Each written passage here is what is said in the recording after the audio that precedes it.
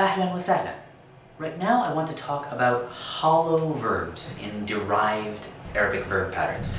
For this video, I'm operating on the assumption that you understand basic verb conjugation and how derived awzan work, and also how Form 1 hollow verbs work. That will come in handy. If you need a refresher on any of those topics, there are separate videos on each of them that you can go and take a look at before you come back here. So the good news is that for a majority of the derived verb patterns, 2 through 10, the waw or ya, that is the middle letter of the root, of the judr, functions just like a consonant, which means there's no deviation from the normal assembly instructions for regular verbs.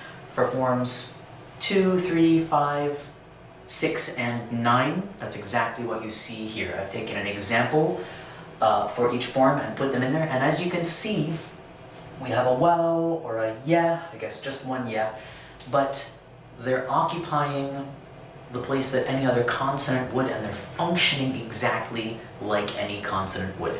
And there's no difference in terms of what a waw does in these derived forms and a ya does in these derived forms. That's the great thing about derived verb patterns, once we get the hang of them, is they tend to be very, very consistent from one example to the next. I'd like to point out that, for example, kawwana, this verb meaning to put together, and taghayyara, this verb meaning to change internally, they both have alternate versions in these different forms. So if we wanted to take the judr kaf waw noon and put it into form 5, it would work exactly the same.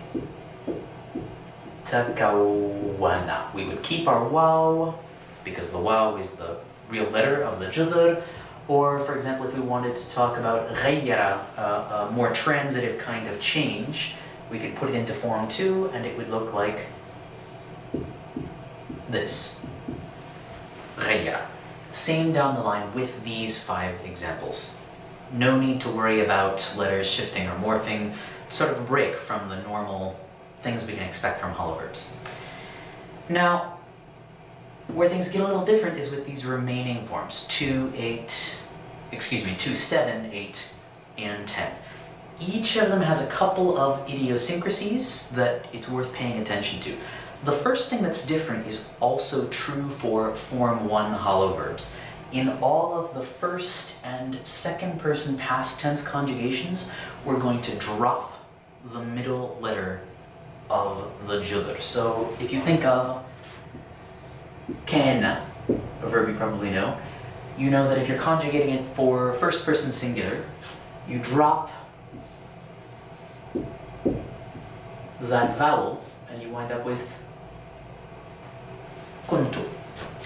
Same thing with all of these, except that we don't need to worry about any unpredictable vowels there. We're just going to drop the middle letters. So for example, with this form 4 verb, athara, which can mean kind of to incite or stir up someone or something. Athara is the huwa conjugation, but if I were writing it about ana, I write athartu. Or this form 8 verb, ahtaj, meaning to need something, I would write tajtu.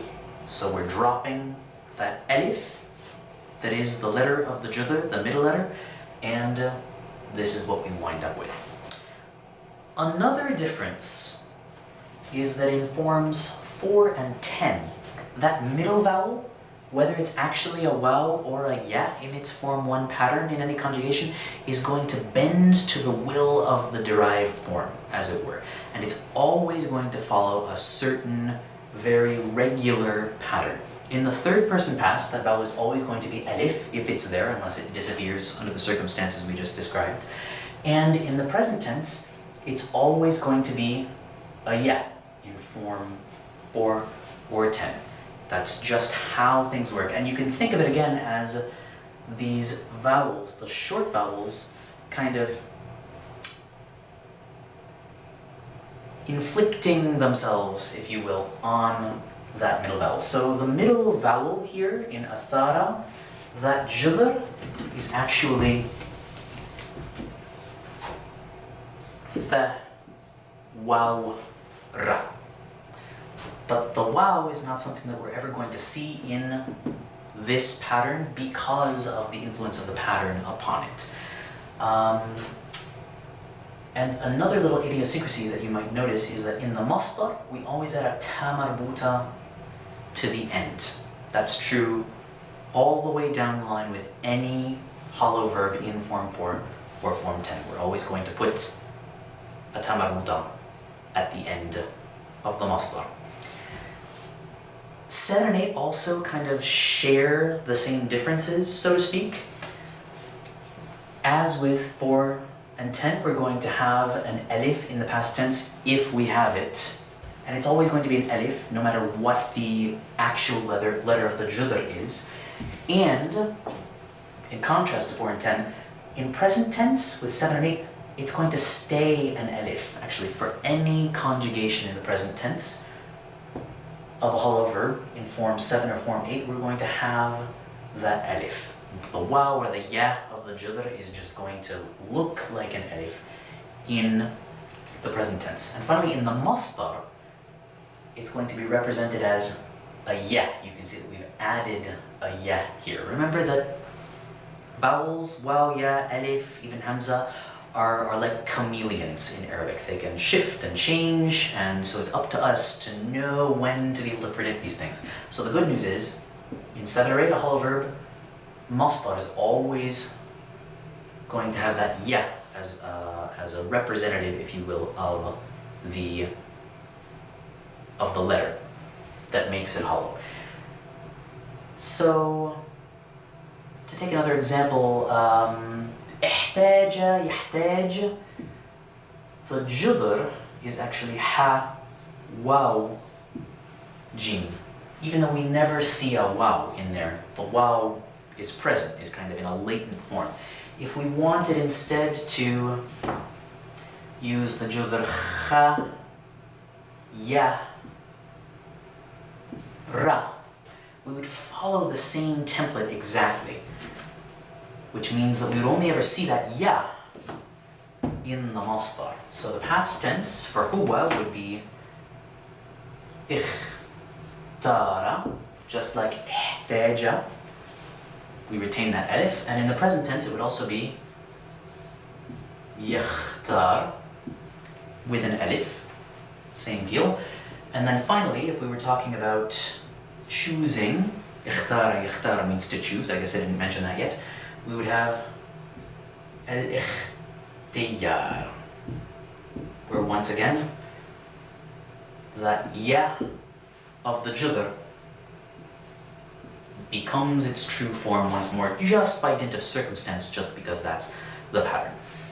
Now, the more difficult way to internalize these differences, and really these are the only differences, these are pretty regular, the difficult way to do that would be to look at this chart and think, okay, I need to memorize all this in the abstract. A better way, in my opinion, would be to pick specific verbs, perhaps these, perhaps other verbs that you know that happen to be hollow verbs in each of these awzan, and make sure that you have a ready command of them, or if you spot one, if you're learning new vocabulary, for example, and you spot one that fits one of these patterns, then make that your template of these verbs, of these little differences. And that way, when you encounter other verbs, or when you need to construct a hollow verb in a derived pattern on the fly, you'll have that example sitting in your pocket waiting for you. That would be my suggestion. But also recognize that just because we encounter a waw or a ya in a derived verb doesn't mean that things are necessarily going to be odd or idiosyncratic. Most of the time, they will function exactly as we might expect with a normal derived verb.